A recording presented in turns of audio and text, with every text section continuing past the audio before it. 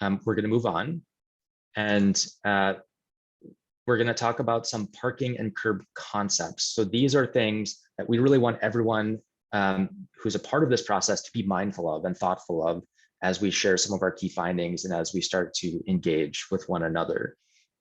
So we'll start here. So I think when all of us think about parking, typically what we think about is, okay, well, that's the place where I store my vehicle when I'm at home or at work or when I go somewhere. If I drive, I need to park, and that's where I put my car. And that's certainly true. But parking is also tied to a lot of other things that are important to the well-being of our community. That includes things like local business health, transit reliability, the pedestrian environment, bicycling accommodations, and a variety of other things as well. So again, parking isn't just about where you store your vehicle. It's really important to achieving some of the other community goals we have that aren't just about physically putting cars somewhere. And another concept we wanted to introduce is the idea that there's a reciprocal relationship between strategic parking management and mobility improvements. So in other words, if we're smart about how we manage parking, if we right size our parking supply, and if we use demand-based management to control parking demand, we can potentially free up some space that's currently used for parking to do other things and make other mobility improvements, whether that's expanding the bike network or expanding the transit network or a variety of other non-parking or non-driving related improvements. And then what that does is that further reduces the pressure on the limited parking supply that we have, because people are now able to travel more easily and more safely by other means. And then that in turn means we can further reduce the parking supply, right? And then it's sort of the process continues from there, right? So I think it's really important to view this study as a way to sort of kickstart that process here in Somerville.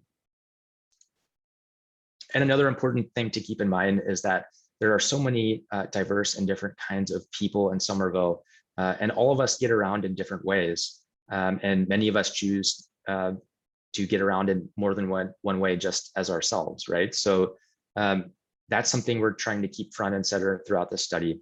And we also want to remind everyone that we're increasingly also having things come to us, right? Whether that's food delivery or package delivery or ride hailing, we often are bringing things to us, and those things actually need to use the curbside as well, whether it's for passenger or commercial loading or something else.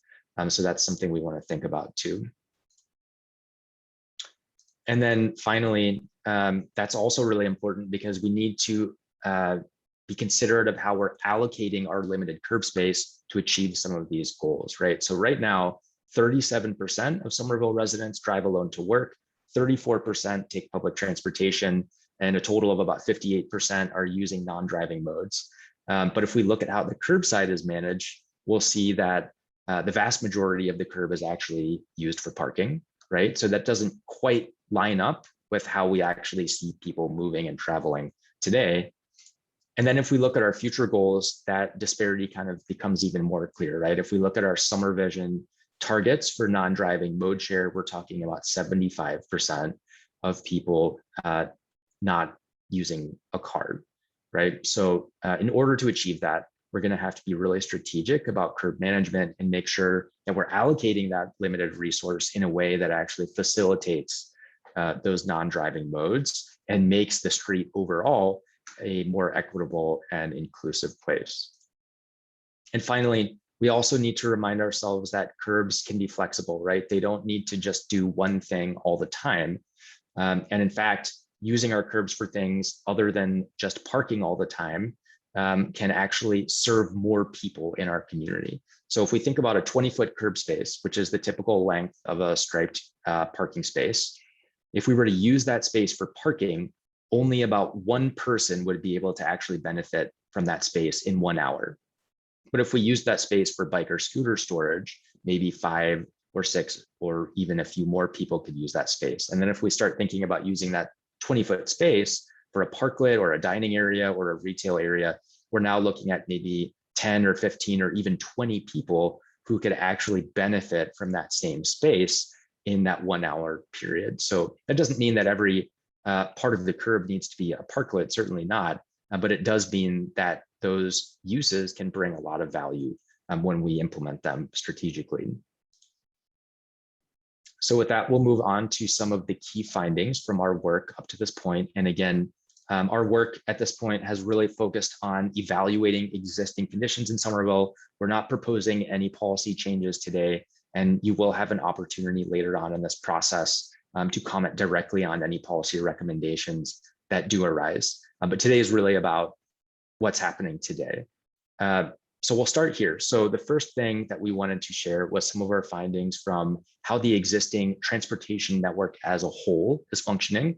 So let's talk about the transit network first. So right now, 25% of households in Somerville are within a half-mile walk of a rapid transit station.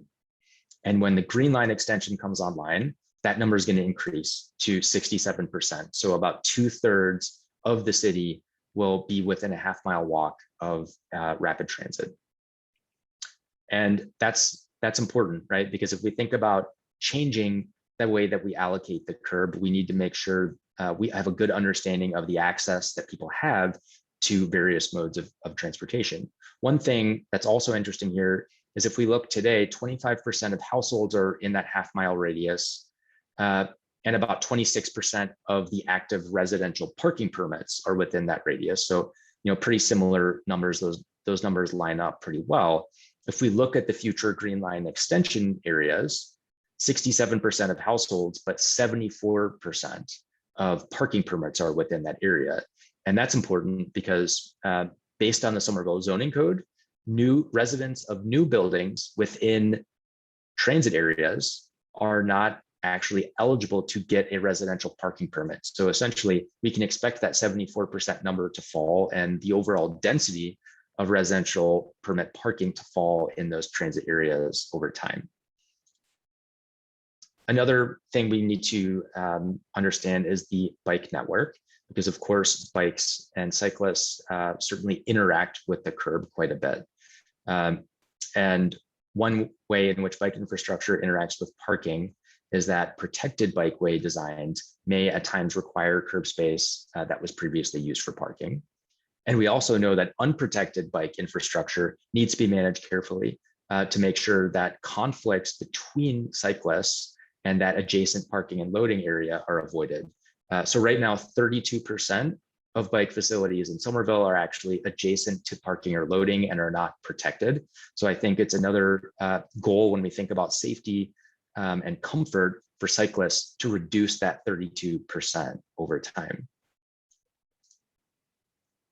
So we've also taken a look about how people are getting around Somerville in general. We talked a little bit about this already, but what you can see on the map here is the percentage of residents who are driving alone to work. So that is pretty variable throughout the city. So the darker colors on the map mean more people who live in that area are driving to work. So 37% of residents overall drive to work.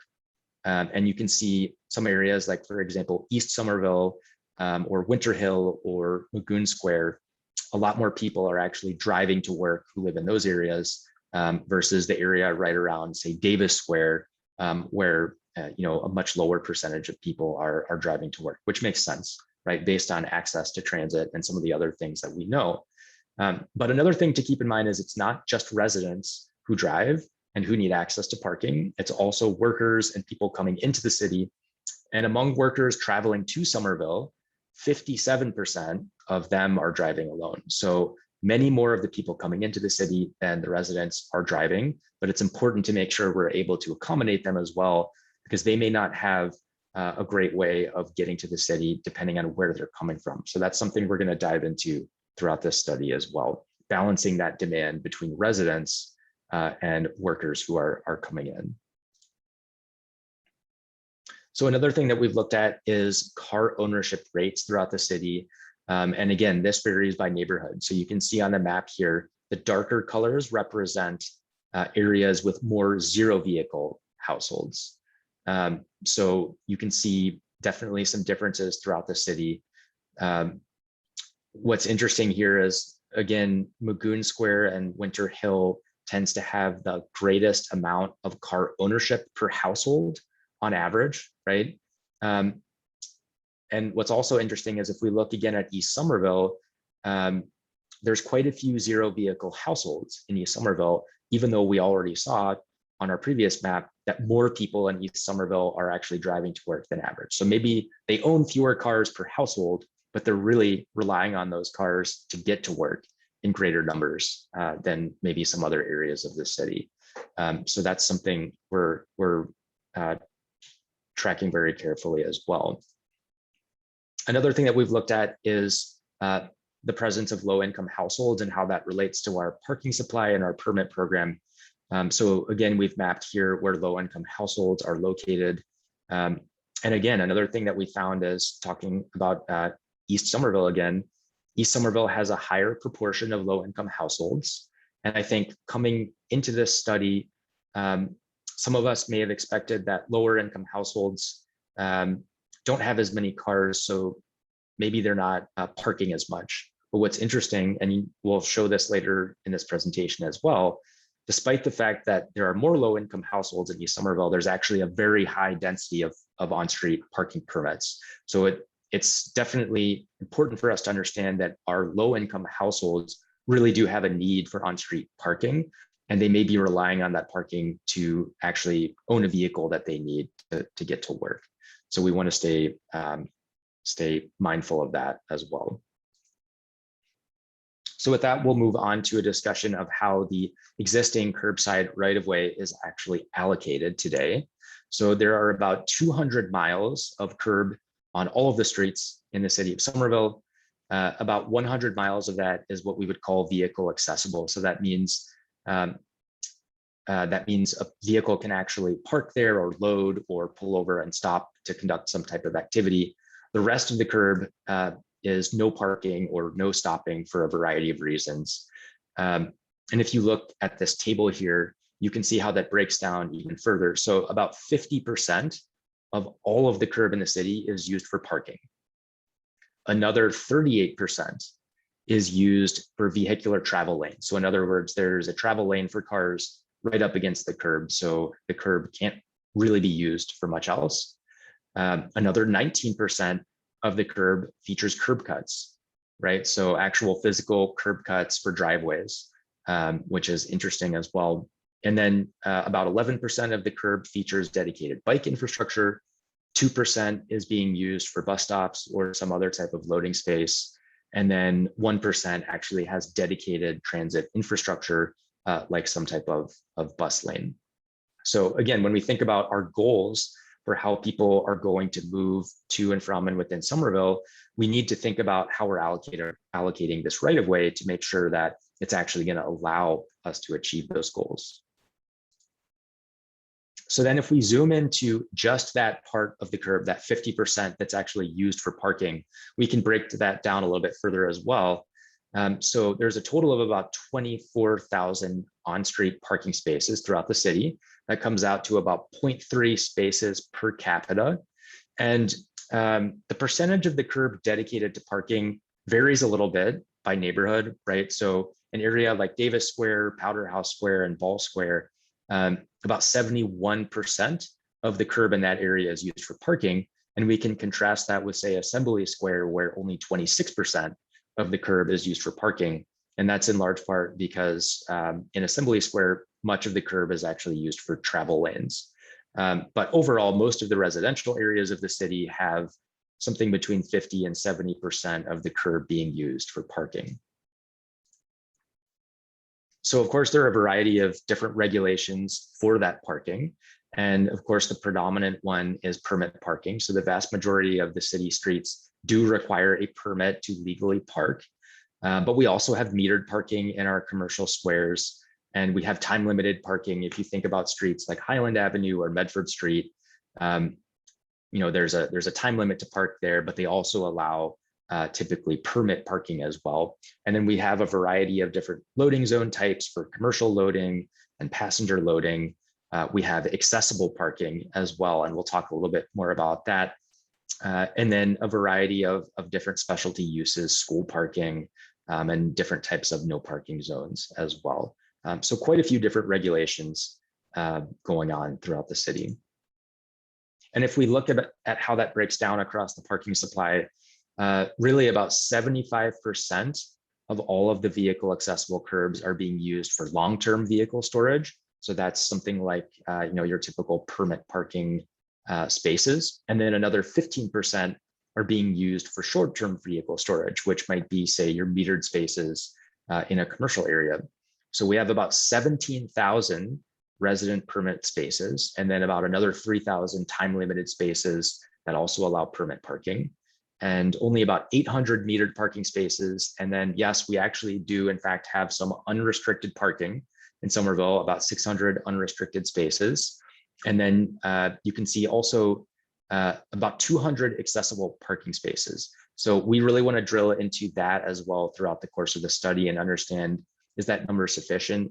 And are those spaces distributed properly, right? So that's something we're going to be paying close attention to as well. And in terms of our loading zones, so about 4% of that vehicle accessible curb is dedicated to commercial or passenger loading zones. And you can see a sign here. You may have seen these in the city. Typically, those are in shared zones where commercial and passenger loading can both take place. And there's a different time limit depending on the type of activity you're doing. And the way that those are placed is typically based on a specific request from a business owner or a resident or someone else who may need a space like that to do what they need to do. And then we wanted to talk about how parking is managed and specifically the permit program as well. So there are 27 different types of parking permits in the city. Most of the permits that are active are that typical sort of annual resident permit, but we also have business permits. Visitor permits, of course, are highly used as well, and then a variety of other sort of specialty use case permits. So right now, we have 53,000 active annual permits, and as you saw, only about 20,000 permit spaces. So there's a couple of reasons why those numbers are a little bit mismatched. Part of that is that people are transient, so when they move out of the city, they typically don't call and say, hey, I'm moving out, cancel my permit, but they're not actually using the parking supply anymore. But also another activity we know about is many people who park off street most of the time still get a parking permit because they can then use it to park around the city. It's very convenient and it's affordable. So that's a type of behavior that we want to hear from all of you today. Do you like the ability to do that? Are you concerned about the ability to do that? What do we think about that? And then another thing to keep in mind, and we mentioned this a little bit earlier, is that the density of active permits throughout the city is pretty variable. So there are a couple areas that you can see on this map. Again, the darker colored areas have more active residential permits. So you can see East Somerville and Duck Village in particular, as well as parts of Ball Square and West Somerville have more permit density than other parts of the city, which is interesting, right? So it means that people in East Somerville are really relying perhaps more on that on-street parking than people in some other areas of the city, like say Winter Hill, which has a much lower permit density, which is also interesting because we know that people in Winter Hill are actually driving to work in pretty high numbers, but yet they're not parking on the street nearly as much. And that's likely because they have access to a lot more off-street parking, right? So it's important to understand those neighborhood level differences in on-street parking demand.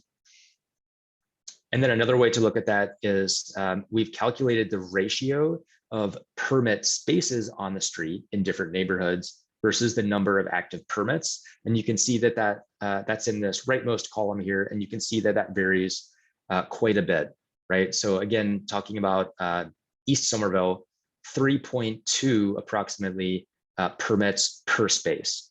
And then if we look at Magoon Square and Winter Hill and 10 Hills, that number is only about 2.4 registered permits per space, right? So in theory, what that means is it might be much more difficult to park at the curb in East Somerville than it is to park in, say, Magoon Square or Winter Hill, right? So that's something we're going to continue to dig into through this study, but important to understand that the experience of parking is not necessarily the same throughout the city.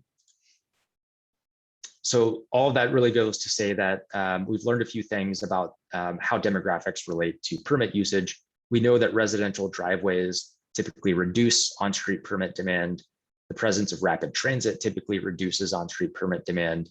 We found that income, as we discussed a little bit, isn't necessarily a strong predictor of having a higher on-street permit demand. In other words, higher income doesn't always mean higher parking demand, right? And in fact, some lower income areas of the city actually have a higher on-street permit demand. So that's important to keep in mind. And then we see that higher housing density increases on-street parking demand as we would expect, and then higher car ownership tends to increase on-street permit demand. And then finally, just as we start to wrap up our presentation here and get, just in a couple minutes to our question and answer period, we wanted to share some of our early findings from our parking utilization study. So at this point, that work is still in progress, but we have, at this point, collected overnight parking utilization for all of the areas that you can see colored on this map here.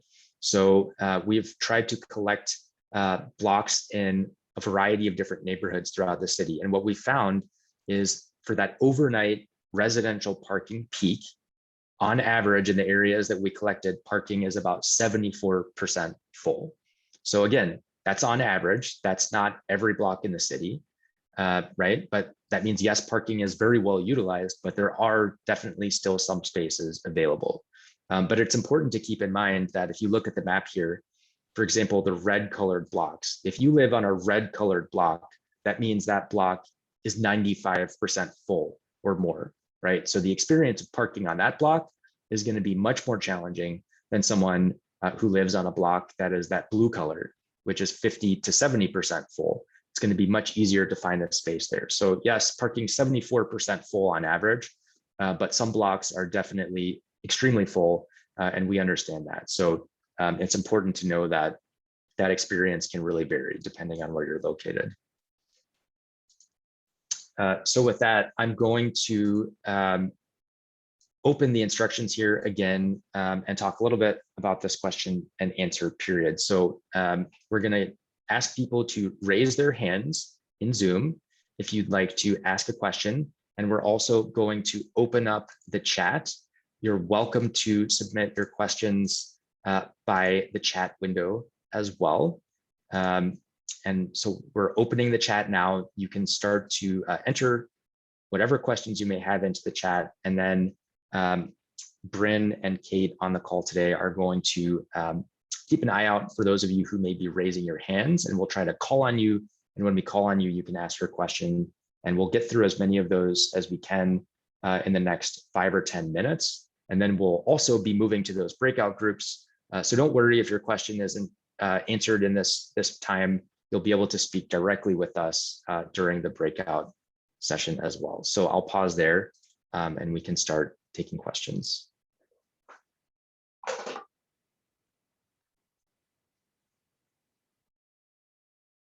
Jason, there's one question about the sample size of the utilization survey.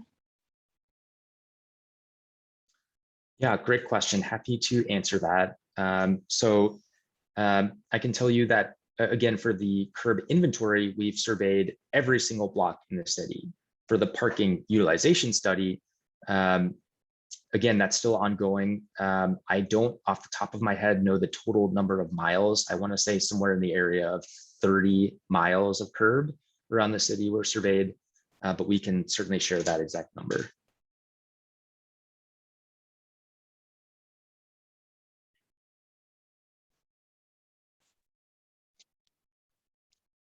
Janet, feel free to ask your question. Yes, thank you. My name is Janet. First of all, thank you. This is great.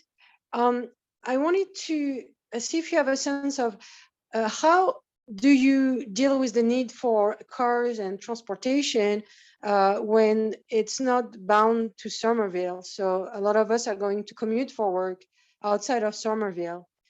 So how do you take that into account?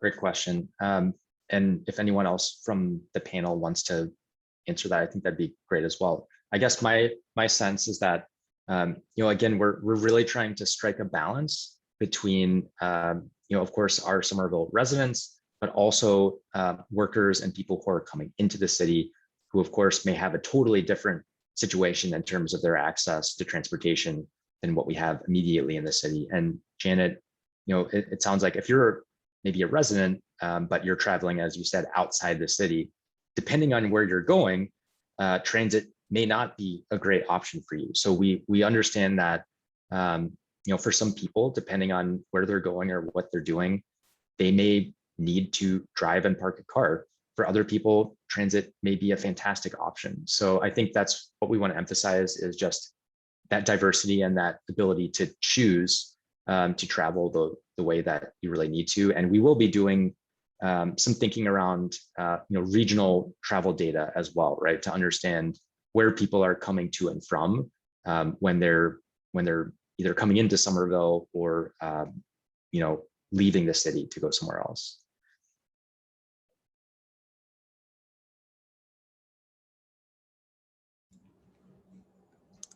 Yes, hello. Great presentation. Thanks for that. I liked it. It was really cool. My question is, I paid for off-street parking at several previous apartment complexes, and the price has always been about $50 to $100 a month. Street parking permits in Somerville are only about $3 per month. I'm just wondering if you know why we're selling street parking at a price that's an order of magnitude lower than market value, and why we decided to subsidize car ownership so much when we set that price, and if this is something that the study might recommend to change in the future. Hey, Stephen, this is Justin with the city. I can't really speak to the history of why $40 was the price that was settled upon, but, the pricing of parking and the impacts that might have on demand for parking is something that's definitely going to be looked at with this study. So thank you for that note.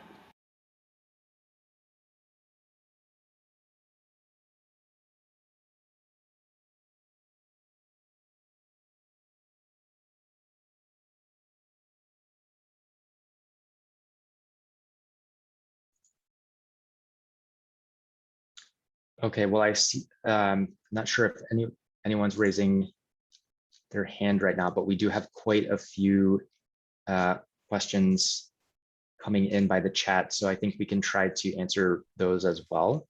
Yeah, Jason, yeah. Before we hop into some more out loud questions, we've gotten a couple questions around the survey specific, and I think there's some confusion on whether it's household surveyed. I wonder if you could just clarify specifically how the data was collected.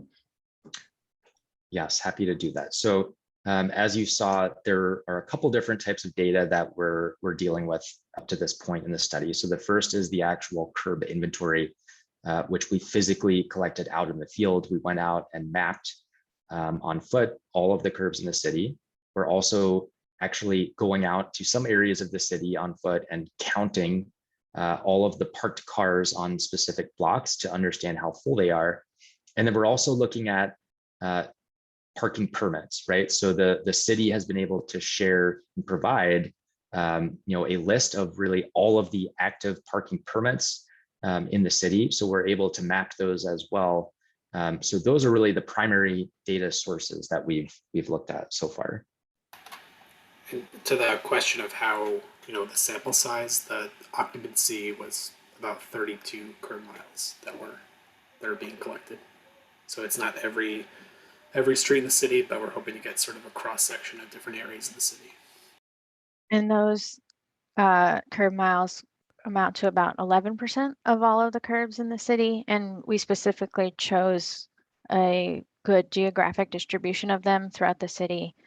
So it covers a lot of the neighborhoods and a lot of the residential areas where there might be issues of lots of demand and a lot of complaints about not being able to find parking.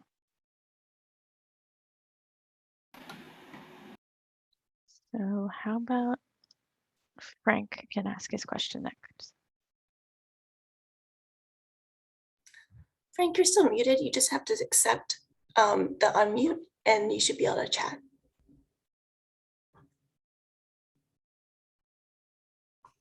Oh geez. I thought I did that. Yep, we can hear you. Did you hear me? All right. I don't know if you can see me too. I'm a little bit older than you folks, but nice presentation tonight. Thank you. I enjoyed listening to it. I think my question is pretty simple at this point. I'm looking more for a roadmap. My name is Frank Privatera, and I run a small law office at 531 Medford Street in Magoon Square, Somerville, which has come a long way since we first moved there. It really has. It's really, we have a sign. We didn't have a sign when we first started. So I'm really looking for a roadmap to say, what is the best way, whether it's tonight or going forward, that I could contribute to what you're doing, this intake regarding small business needs, regarding parking and curb cuts and use of things. I mean, Jason, just, where would it be one of the breakout groups, and would it be going forward, where would it be? Because I want to be as organized as you folks are. I really do. I want to, be organized and ready to speak and ready to contribute. So I'm kind of looking for a roadmap of how to add those concerns and get them in front of you so you can put them in the pot and mix them around. Yeah, Frank, I think that's an excellent question. And I would definitely urge you to, again, thank you for attending this meeting. And we'll get to talk more, in these breakout groups, and then certainly attend the 2 additional meetings that will be held for the study when we're starting to talk about policy recommendations. Please take the online survey as well and distribute that, to everyone who may be interested to take that as well. And then I'll just ask, if anyone from the city wants to comment on if there are other ways to potentially engage as well.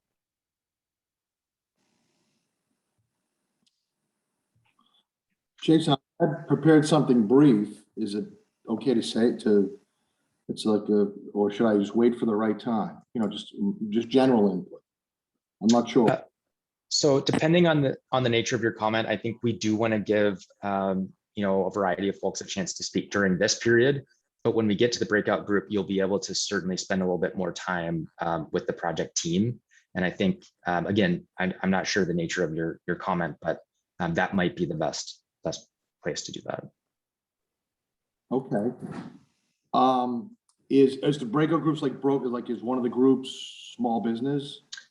The groups are not assigned in any specific manner. So you'll have a chance to be with a mixed group of individuals, with different perspectives. Okay. Well, I got all these comments, and I think a couple folks said they wanted to hear me. It's flattering. But you want me to wait, right? I mean, I want to follow your lead. I think just given the limited time we have for this specific question and answer period, really, which is more about the presentation itself, I think that'd be best. And then certainly please do share, when we get to that breakout session. Aren't going to be until 2022? The next meeting is likely to be in spring of 2022. Okay, and then in between, I guess I could maybe speak to Susan Redford or others about further contributions. I think that's right. Mm-hmm. Oh, that sounds like, so I'll wait for the breakout group, and then that'll be good. Perfect. All right, okay. Thank you. Yes, thank you so much, Frank. Does anyone else have their hand raised at this time?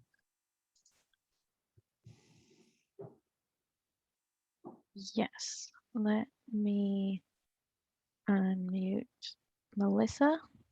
And then I think we'll have to move on to the polls after this and then to the breakout groups. Thank you for this presentation. I have lots and lots of questions that I've put in the chat. I'd like to know, first of all, how are you going to answer the questions that are in the chat after this presentation? There are lots of legitimate questions that people are raising, including me, and we deserve answers. And so I'd like to know how we're going to get those answers. One of my questions is, have you gotten survey results actually that match the percentage of people in Somerville who are of varying ages? So 12% of people in Somerville are over 55. Do you have survey responses that match that, or are they mostly from people who are not 55? Have you gone out to nursing homes and administered the survey to people who are not online, people who have legitimate transportation needs? So I'll stop there, but please tell me how we can get answers to this question. And my final and important question is, what happens between now and the next meeting? Are you just going to move forward with policy development? Great questions. And thank you so much for these questions. I'm going to try to answer all three of them, I think, now if I can. So to your first question, everything that is coming through on the chat, and of course, we have limited time. We can't verbally respond to every single question right now, but we are, of course, keeping a record of everything that comes in. And as we continue with the planning process, we will make sure to put that input front and center. So as we start to think about recommendations or potential policy changes, the input received at these meetings is going to be at the very top of our minds. And then, of course, we have the online survey as well. So that's starting next week. So that's not open yet. And then to your question about how that's being distributed and reaching people of various ages, I think that's a great comment. We want to make sure to do some targeted distribution. I think someone from the city side may be able to tell you more about how that's being done. Yes, I think it will launch online next week, and then we're getting it translated into 4 different languages, so we can have those available as well. And then we're going to look for other ways to connect with people that are not online, that need, you know, actually fill out a paper survey as well. So that's a fantastic suggestion, and we can follow up on that. And then just to folks who need, you know, if your question wasn't answered or if you need further clarification, you know, in addition to the survey, you can always send the project team an email at transportation@somervillema.gov as well.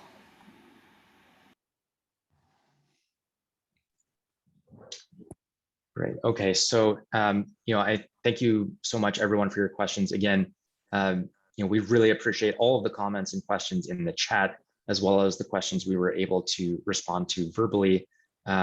There's going to be, for the rest of this meeting, a chance for you to really speak directly with the project team. So don't worry, you know, you're going to have a chance to speak with us as well as your fellow community members. But right now, before we go to the breakout group session, what we're going to do is do a little bit of live polling with the group as a whole. So these are some specific targeted questions about some of the goals of our study that we're going to ask all of you to respond to. Then we'll go to our breakout groups where you can speak directly with us. So I'm going to switch over to that platform. Just give me 1 second here.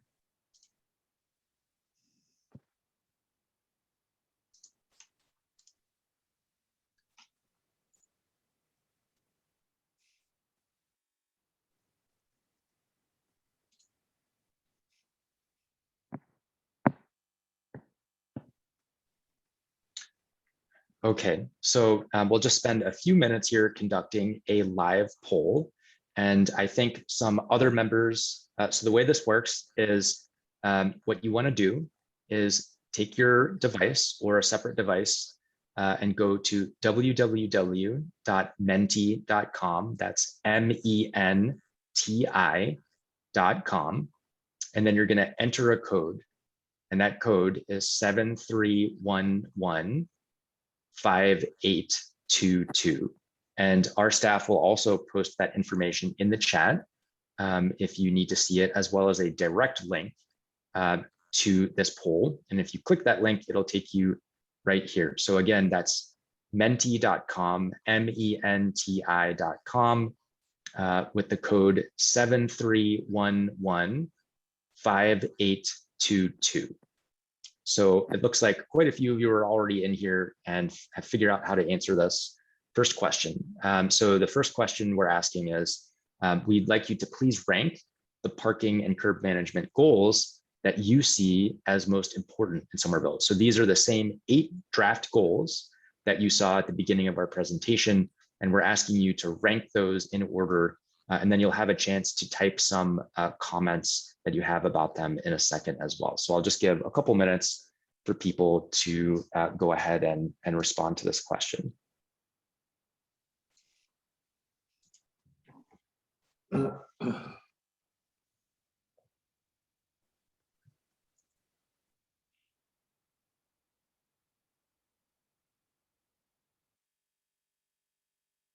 It's a whole new world, man. It's hard to keep up.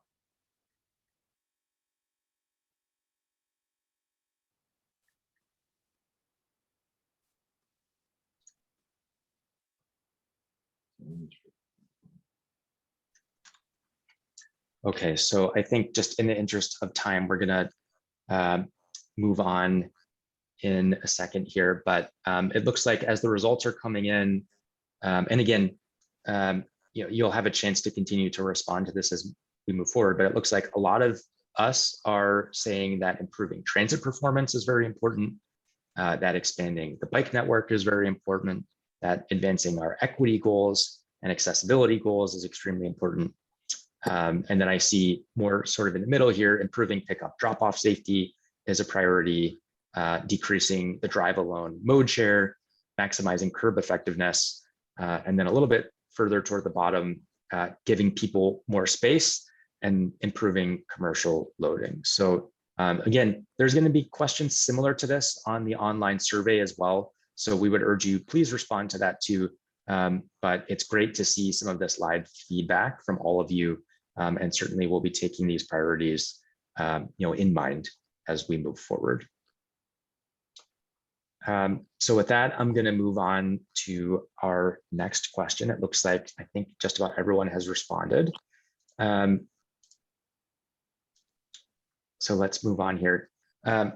We'd also like to give you a chance to tell us, are there any goals that are not reflected in that previous list, right? So if there's something that you feel is just completely missing, but we want to make sure that that's a key goal as well, you can actually go ahead and type that here, and then we'll be able to record that statement as well. So I'll just give a couple minutes for that.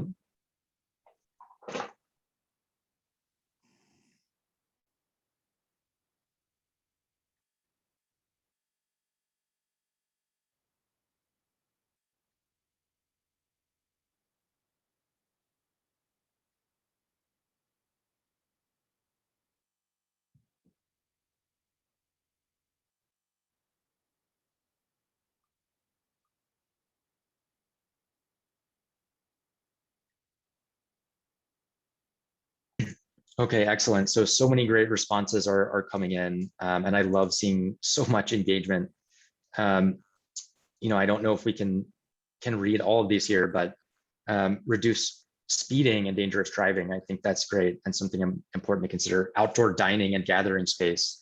And I think we've been sort of calling that more space for people, but I think it's important to make it clear that yes, outdoor dining is something we're thinking about as well. I see car-free areas for pedestrians and bikes. Increasing parking is showing up. Reducing pavement area is showing up. Reducing crashes, certainly, and safety is something we want to think about. Providing parking for residents who need to use vehicles, because some of us don't use bikes or can't use bikes, or don't commute to a place with public transit. So I think that that's really important as well. And we really want to be mindful of that, right? We understand that not everyone is going to be able to bike or use public transportation. It really is important. So I think, again, in the interest of time, we're going to move on, but these are excellent ideas and goals and things to keep in mind.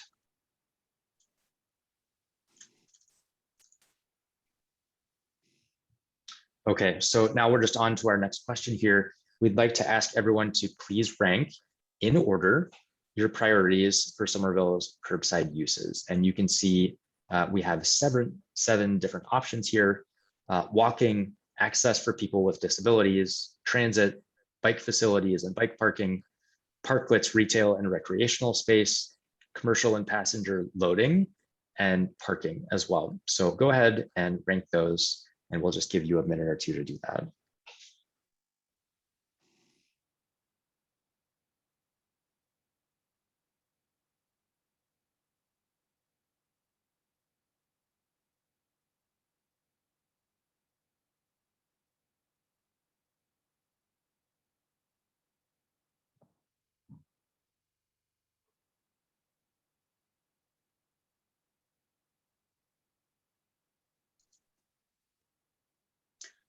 Okay, great. So it looks like most of us have been able to answer this question.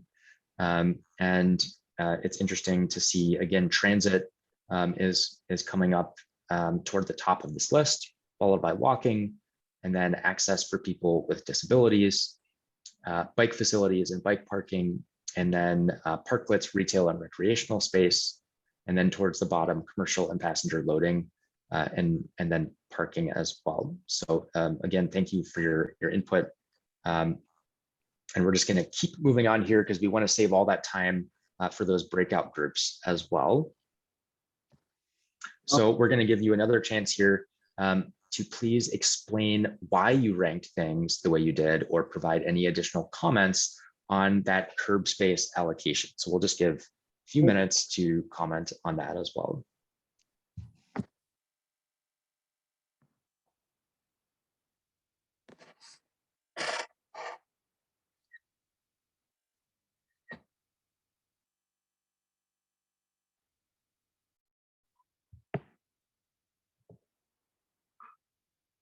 Parking is a nightmare at Highland Ave currently. It's someone.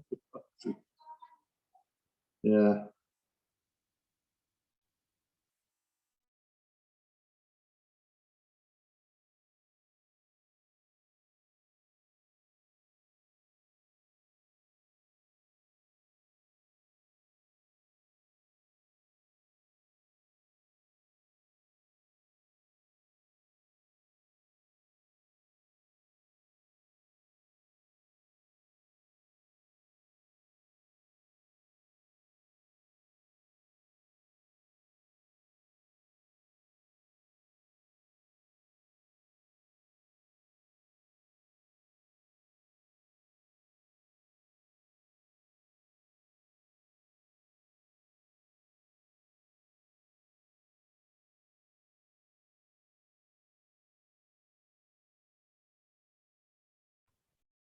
Hey, Jason, we're not able to hear you at this time. You need to unmute yourself.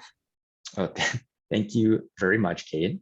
But lots of great comments coming in on this question as well. I saw a comment about aging in place, which I think is really important, and some of the issues with sidewalks being too narrow for strollers or for wheelchairs.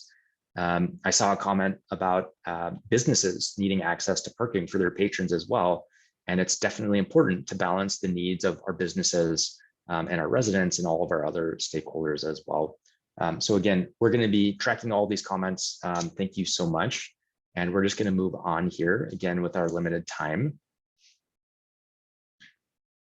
So this is our last live poll question here before we get into our breakout groups. So thank you for bearing with us and providing all this great input. So what we're asking you to do here is please rank the key curbside issues that you experience in Somerville. You've got 8 options, and that includes unsafe or unwelcoming walking and biking conditions, too strict or too little enforcement, a lack of parking, conflicts with loading vehicles, limited access for non-driving modes, curb conflicts at bus stops and stations, unclear signage, or other. So meaning maybe there's another issue that's really important to you, and we'll give you a chance to comment on that as well. So we'll just give a minute to respond to this one.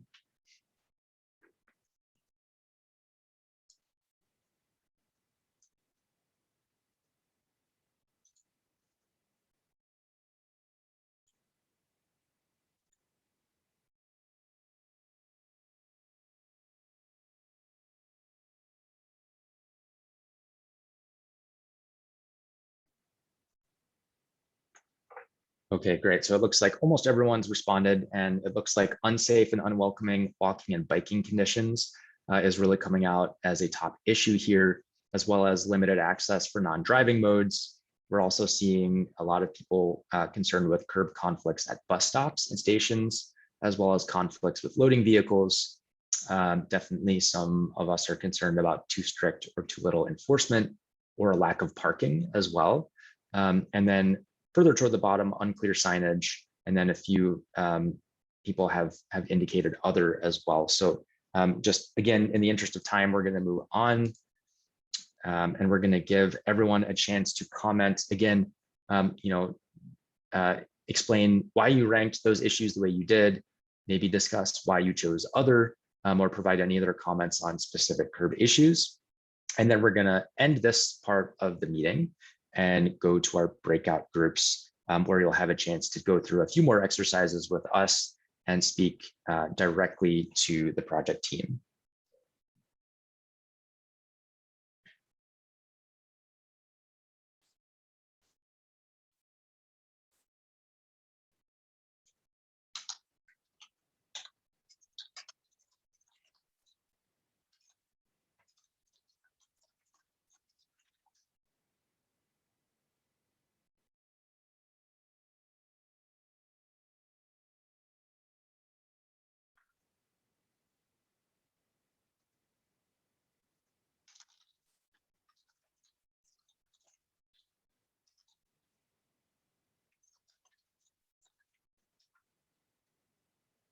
Okay, excellent. So again, lots of great comments coming in. Parking during snow emergencies was noted as another issue. So that's definitely something we want to think about as well. Cars being frequently parked in bike lanes or loading zone issues, double parking, walking and biking should be treated differently.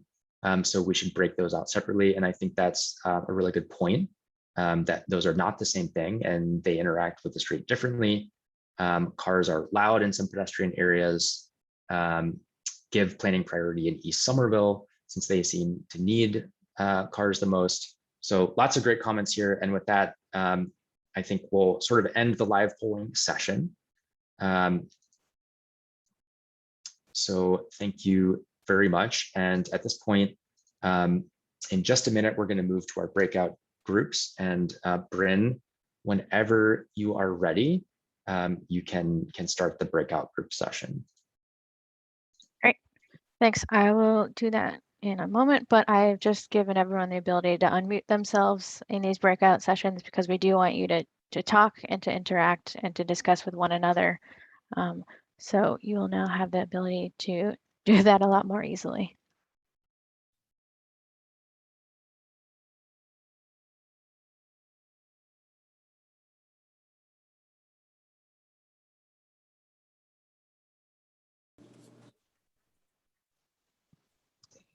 Hi, everyone. We have about 20 minutes left in the meeting to go through a lot of these questions and discussion questions, so I'll get right to it. We do want to leave a few minutes at the end to talk about next steps and to go through what will happen after this meeting. But first, some of these questions. So hopefully by now everyone knows how to use Zoom, but we wanted to first kind of understand from everyone here about how you see parking in Somerville and get at some of these questions about where you usually park, where's your favorite place to park, where's your secret place to park, and how you feel and how you find parking on a typical day. Are you looking for input? Yeah. Well, it depends a lot on what I'm doing. If I'm parking, I have a car parked in front of my home, which is where I usually park, and I don't go places very often. Are you asking about if I go shopping in Somerville? It depends a lot on what I'm doing. Yeah, we're trying to understand a variety of patterns that people take. It's not just commuting to work or parking near their house. You want to understand how people go about their daily lives. And I no longer commute to work as I work at home during COVID. If I need to go buy something, quite frankly, that's heavy, I'm 63 and I have a spine injury. So now I'm using a cane. I hope it's temporary, but I can't carry heavy things back from Davis Square the way I used to be. So if I go shopping in Davis Square, I will want to park there. Or go to Ricky's Flowers, where you're not going to carry back a flat of geraniums on a bike. Or it depends on, grocery shopping. I will park at the grocery store. I would love to park at, there are businesses I don't go to because I'm not really able to park there and I'm not able to carry back whatever I would purchase on my own without a car. So already parking is impacting small businesses because they're losing my money and I know the money of other people. Mostly Thanks I for won't that go. insight. Janet, feel free to unmute yourself. Yes, so we have a driveway. We park our car in a driveway. We're renting, so sometimes it's a bit tough to be in a driveway. So we might park on the street. It's pretty jam-packed as far as parking on the street with a street permit. And we take the car to drive our son to school, which is in Cambridge, or to go to work, or outside of Somerville. So typically it's very rare that we take the car to park in Somerville. In Somerville, we would walk or take public transportation if we have to do errands or recreational activities inside of Somerville. So basically for us, the car in Somerville would be mostly in our driveway or just in our street. Great. Thanks. Yes, Anne? I have a dog. You might hear my dog. I chose to buy my condo because it has a driveway. And so I park in my driveway, and that's a luxury that many residents do not have. During the week, we don't drive to work. One member walks to work and one takes public transportation, and 2 children walk to their school. We drive and carpool to sporting events, Somerville youth soccer events across town, and we typically carpool. But it's very important for us to be able to find parking when we go to like school activities or community activities on the other end of the city, especially when there's like time constraints between the end of school or different time constraints. Definitely. And that's something that we heard repeatedly yesterday afternoon as well, when we hosted a separate session of this public workshop. So it's definitely heard and understood. Christine, I'll let you have the last word before we move on to the next question. Hi, can you guys hear me? Yep. Okay, great. I'm Christine. I own Hair by Christine & Co. on Highland Ave. I employ 13 stylists, 10 of which do not live in Somerville. Some who have to come as far as Weymouth and Methuen, so I can't imagine that expecting them to spend 2 hours taking the commuter rail into Somerville is realistic. I think that, yes, we do need to improve bike situations, but I think that the best option would obviously be to extend the bike path, which has no cars on it ever. I think that I sat today with Kate for about an hour, and we talked a lot about things that I think make way more sense than, you know, removing the already really hard to find parking from Highland Ave. I know that the side streets are also constantly inundated with cars. I don't know if the people live there. I don't know if they work there. It's just so hard with parking, and I get that pedestrian and biking is insane and feels impossible on Highland Ave, but they already have other options for themselves, which would be safer, that I think we should be utilizing. Thanks for that. We did want to ask you guys a bunch of questions related to the current permit program, and Christine's comment is somewhat related to both resident permits and business permits. But we want to hear from you about what is working, what's not working. And you can feel free at the moment to offer potential changes or policy differences that you think might be helpful. So I'll let someone So you're else. talking about the stickers that we buy and put on our cars, assuming we own cars. Correct. You can also purchase a sticker for a guest pass, even if you don't own a car yourself. But I'll try to let someone else speak before turning back to Christine or Janet.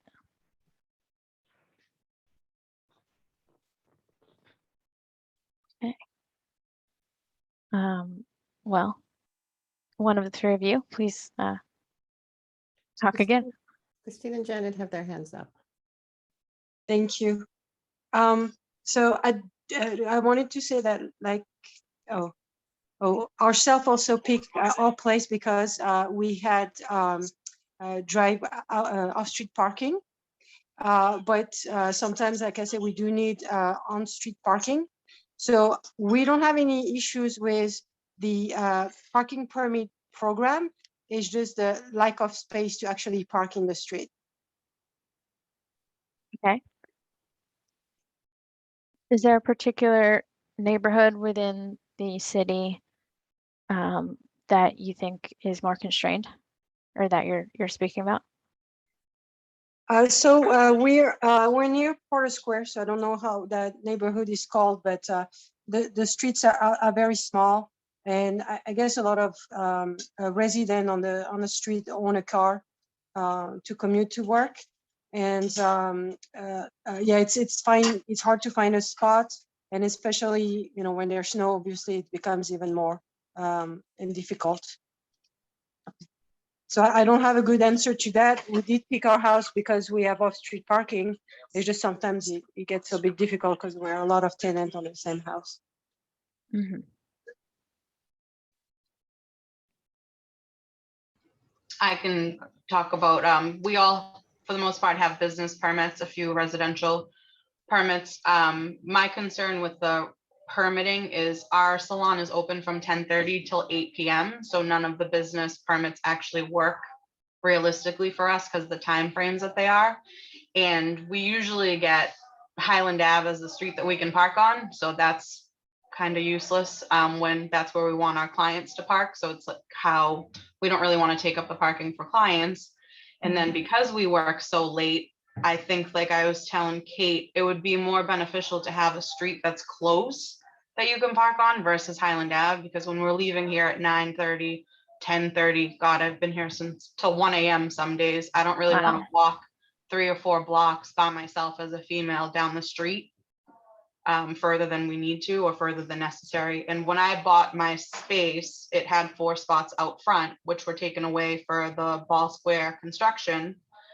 And those have still yet to come back. So that's also been a challenge, that when I bought my space, I was like, ooh, parking out front. And then it was like, just kidding.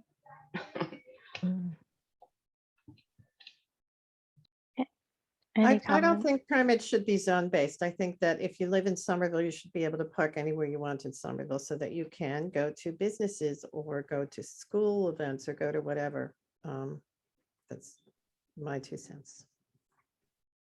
And Heather? Oh, sorry, Zachary. Go ahead. I'll let Zach go. Sorry. So I live between Davis and Teal on Cameron Ave, and I see, at least on my street, it seems like parking is pretty available, and especially overnight parking. Seems like there are a lot of spaces available, and this route is often used by parents bringing their kids on bike to the preschool. And so I do wonder, with so much space being available, why we don't allocate more curb space to make sure that parents with their kids biking can get there safely, and not have to come into conflict so much with cars. Thanks. And Heather, I'll let you go. I just want to respond to Zachary for a moment. Part of our work today, we presented a lot of like citywide results. Part of our work is also looking at this sub area level and looking at neighborhood by neighborhood, how the regulations match up to the utilization that we're collecting, as well as a lot of those demographic factors that we presented. And we'll be looking at different solutions in different neighborhoods that might be more applicable to exactly those needs and conditions that you're talking about. And Heather, before we move on to the next question. My things are actually more about visitor permits. I live in Teal Square, and I actually sold my car a year after we moved to Somerville because we were basically just moving it for street cleaning, and it didn't seem practical. But we buy visitor permits for when folks come to visit. And I sometimes find that the 3-day permit isn't quite long enough. Like sometimes people want to come and stay for a week, and then there's kind of a little bit of a rigmarole. And then the other thing I just wanted to throw out there is, as far as permits being zone-based, I am also in favor of resident permits not being zone-based, but also visitor permits not being zone-based, because sometimes if, my relatives visiting and we want to drive around town, like being able to park on the residential streets would be good, since there's not always parking where we would be going. And that's it. Great, thanks. We actually have a coworker in our Boston office who lives in Somerville who mentioned a similar thing about the visitor permits. Sometimes his dad comes to visit and wants to stay more than 2 nights, and there's just not a way to do that. And I do want to move on to the next question, so if it's short. Yeah, also for people that don't have cars, having more flexibility on their visitor permit, allowing their guests to drive, especially if they're not of younger ages. I'm very in support of more flexibility on visitor passes. Great, thanks for that. So there's 2 slides that have just a different map on them, and we wanted to hear from you about where there are different conflicts on the curb or on the street, so we can kind of focus in on those when we think about how we might want to change regulations or change policy about how different things are enforced. So this map has the bicycle facilities, including bike lanes and cycle tracks and the shared use path. And the next slide has kind of the bus stops, including the ridership patterns at those stops. You're missing something, which is bike conflicts with pedestrians, which happen quite frequently. Because many, not all, but many bikers are not paying attention to the pedestrians, and pedestrians also are not paying attention to bikes, but there's a lot of conflict there. Right. Is there any specific street that you want to point out? In Davis Square, there's a lot of that. So on Day Street, people is it Day Street? I don't know. People trying to cross through, cross the street in Davis Square, and bikes sort of whizzing through. Cars also whizzing through. But I've been almost run over by bikes that aren't stopping at stoplights. I've also been almost run over by cars. I spend a lot of time as a pedestrian. Certainly in Davis Square, I don't know what those big yellow mushroom things are across from Mike's. I don't know what their role is. Sometimes they're in the street and sometimes they're up on the curb. I don't know what they're supposed to be doing for those hot zones where people are picking up food from Davis Square, but they don't make a lot of sense to me. Okay.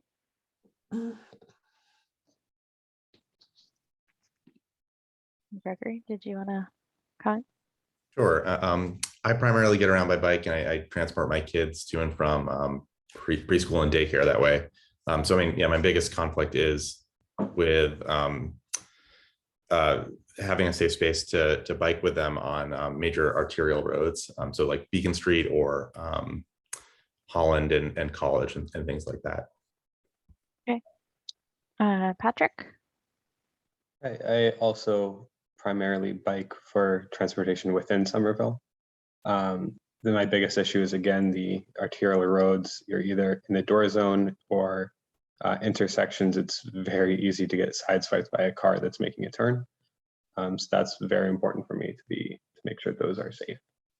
And that's usually in some places, especially like McGrath, because I live in Union, that are, if the road is unsafe, that is going to push me onto the sidewalk, and I don't like doing that because it creates more conflict with pedestrians, but it's not worth my life to try and avoid that.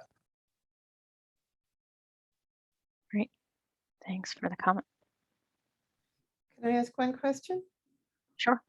Greg, do you have a car, or are you going to continue to bike your children to school and sports events and whatever else on a bike and in the evening?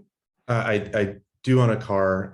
I don't really use it in the city, but I bike my kids year round in Somerville until it gets too snowy sometimes. And what happens in the snow? Do you go in the car or do you walk? I'll go in the car or walk, usually walk though. It depends on the conditions of the sidewalks. And so I think, sometimes the sidewalks are so poorly shoveled that you can't even take a stroller. Can't do anything. No, believe me, I hear you on that. Okay, thank you. Thanks for the input. We do have just one last question that I want to get to before we run out of time at the end of the meeting. Unfortunately, I can't see what the labels are, but we wanted to understand from everyone what they think about different features or different amenities or physical infrastructure around the curb. And we have a bunch of options here, A through H in the pictures, including bike parking and curb extensions at the corners around the sidewalk instead of what could have been a parking space.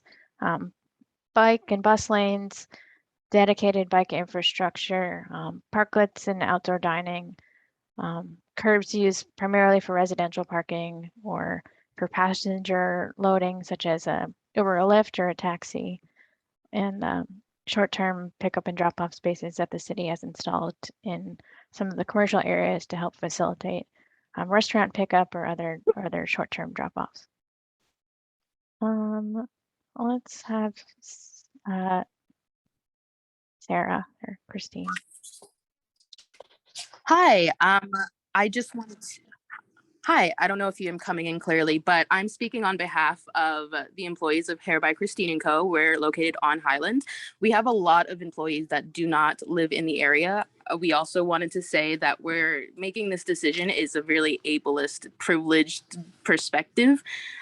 We're kind of just having these saying like, oh, you can definitely take the commuter rail, and kind of putting bikers before, you know, the people who need them. There's not everyone that can take a bike, and not everyone can take a commuter rail, and not everyone who works in the area lives here, and not everyone who even drives here can even get a parking permit. That is a very difficult thing to do as someone who doesn't live in the area.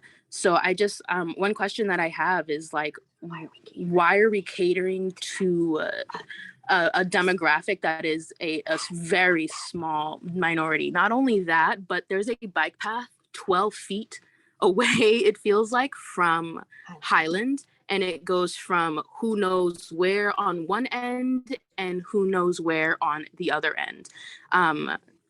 Yeah, thank you.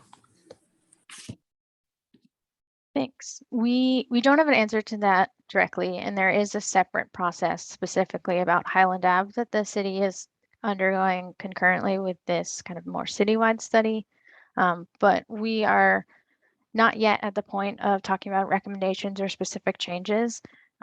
So I'm sorry that I can't actually give you a clear solution at the moment, but the perspective of employees coming into Somerville to work is not lost in this.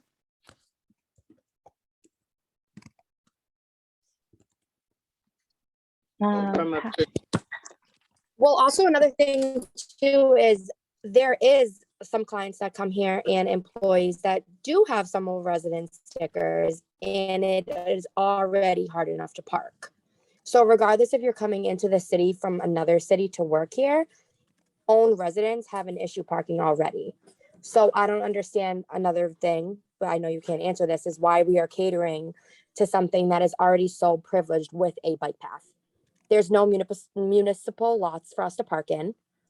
The meter parking will be gone. So I don't understand like how this decision is going to be made. Nor do we have a robust enough transportation system that goes throughout Somerville to compensate for us not being able to park anywhere. Like if you're going to take away parking, which is our, you know, ability to just get to where we need to go, why aren't there enough busing systems and public transportation and lots to get us there, to allow us to be in this space? And the bike path gets free snow plowing. Are we not also in winter like many months out of the year? Right, especially living in New England. And all this about people that drive can also take the commuter rail. I'm sorry, but so can bikers. Why is there such a privilege for that? I totally understand that there's an issue with safety for bikers, but that's a choice. They drive a bike just like we have the choice to drive a car. And they're just like they have an option to be safe on the bike path. Yeah, they can be safe on the bike path. Great. So thanks for your comments. We'll definitely take them, and we've heard some of the similar things in other breakout groups and from the meeting yesterday.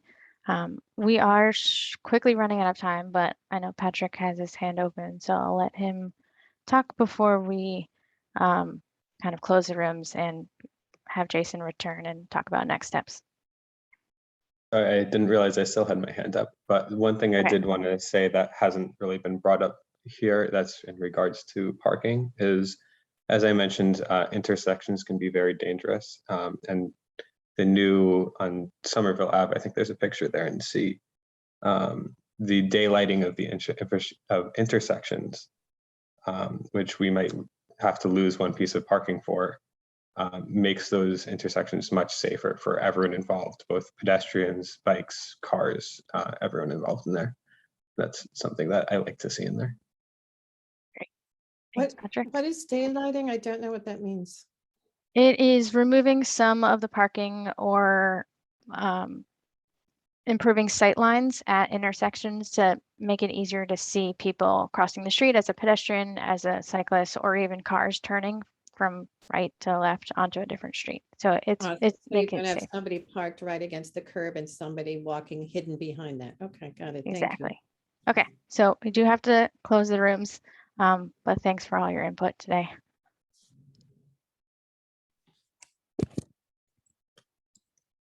Thank you for facilitating. Yes. Actually, I think I clicked the wrong button. So everyone will have to maybe leave the breakout rooms, or at least I will, and then click the right button. Brian. I'm sorry. You can Brian, leave I room just wanna at the bottom right. Brian, I just want to say, I hope everybody can tell all of their friends about this, and the next meeting we can have.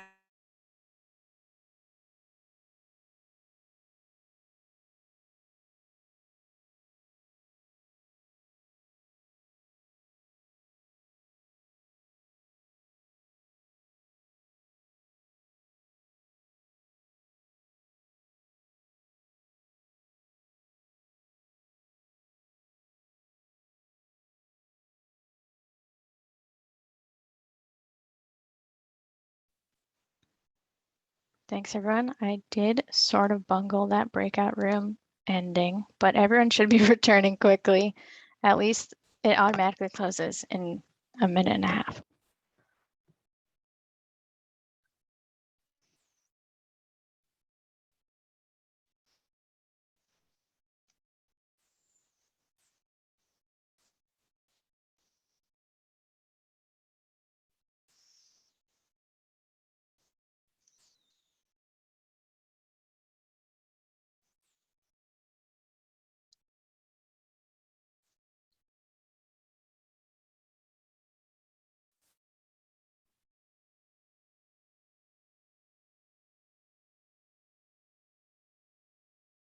Right, so everyone should be slowly joining us back in the main room.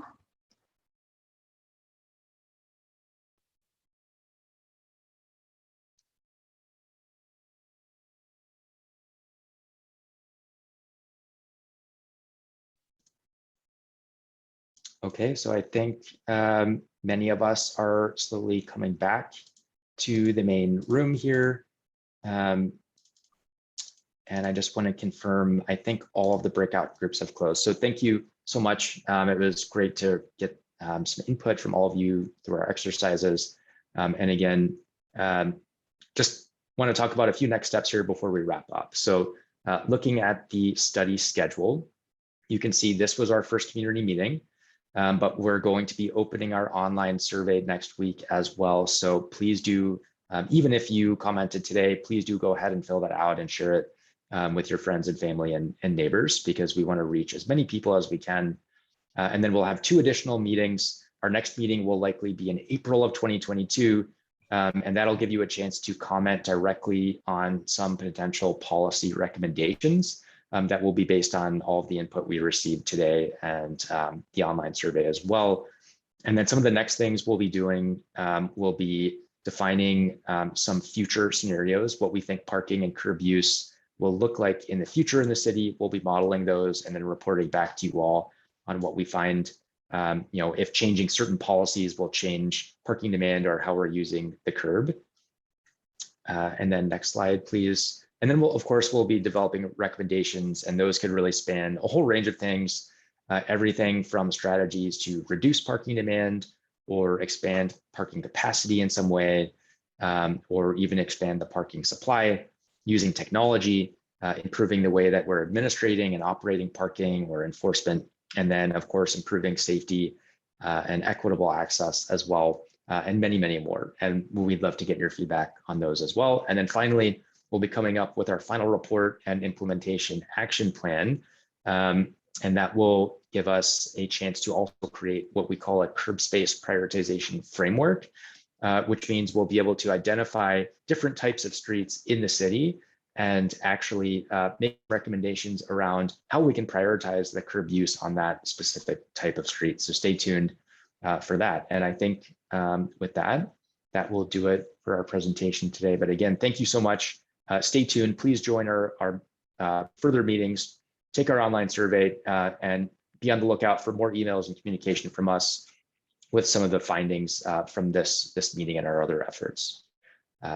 And with that, I think we can close the meeting. So thanks so much.